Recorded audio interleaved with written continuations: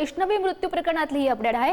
हगवणे कुटुंबियांच्या अडचणीमध्ये सध्या वाढ झाल्याचं बघायला मिळत आहे। शशांक आणि सुशील हगवणेकडे खोटी माहिती देऊन शस्त्र परवाना त्यांनी घेतला आणि हा शस्त्र परवाना काढताना हगवणे यांनी खोटी माहिती दिली अशी माहिती सध्या चौकशीतून समोर आली आहे। पिंपरी चिंचवडच्या वारजे पोलिसात हगवणे यांच्या विरोधात आणखी एक हा गुन्हा दाखल झाल्याचं बघायला मिळत आहे।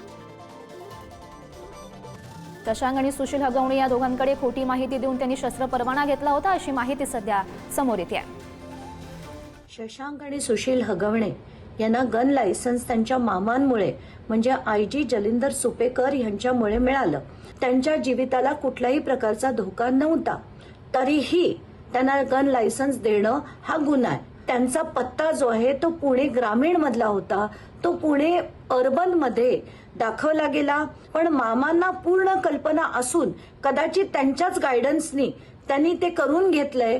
मी स्ट्रॉंग पत्र गृह मंत्रालयाकडे लिहून तिथून मागणी करणार आहे की त्यांची ताबडतोब उचलबांगडी करा आणि जेल त्यांच्याकडे आत्ताच्या घटकेला जे जेल हेडक्वार्टर्स आहे ते पण काढून घेतलं पाहिजे किंवा यांना सस्पेंड करून यांच्यावर इन्क्वायरी करा।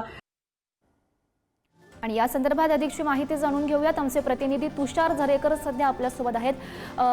तुषार, आपण खरं तर बघू शकतोय हगवणे कुटुंबियांच्या अडचणीमध्ये आणखी ही वाढ म्हणावी लागेल। शशांक आणि सुशील हगवणे या दोन्ही बंधूंनी खोटी माहिती देऊन शस्त्र परवाना घेतला अशी माहिती सध्या उघडकीस आली आहे।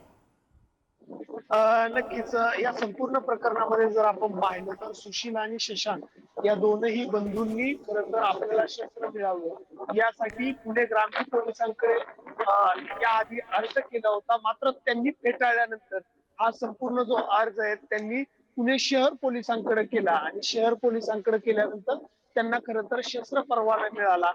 खरं तर पुणे ग्रामीण आणि पुणे शहर याच्यामध्ये जे डॉक्युमेंट दिले होते ते जवळपास सगळे एकच होते, मात्र त्यातील जे एकच डॉक्युमेंट चेंज होतं ते म्हणजे रहिवासी असल्याचं, आणि रहिवासी पुणे ग्रामीणचे असताना त्यांनी पुणे शहरला दिलं आणि अखेर पुणे शहर मधून त्यांनी हा संपूर्ण जो शस्त्र परवाना आहे तो घेतल्याचं पाहायला मिळालं।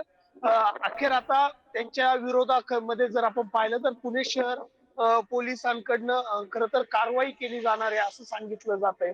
त्या पद्धतीने पुणे शहर पोलीस आता त्या पद्धतीने कारवाई करताना पाहायला मिळतात।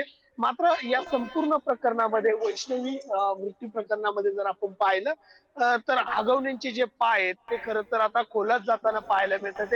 अनेक तक्रारी खरं तर त्यांच्या विरोधामध्ये येताना दिसून येतात आणि त्यांचे जे पाय आहेत ते जसे हे प्रकरण पुढे जाईल तसं त्यांचे पाय खोलात अजूनही जाताना दिसून येतात। नक्कीच नक्कीच तुषार, नेमकी काय कारवाई आता होते या हगवणे कुटुंबियांवर हे बघणं महत्त्वाचं असेल। धन्यवाद दिलेल्या सविस्तर माहितीसाठी।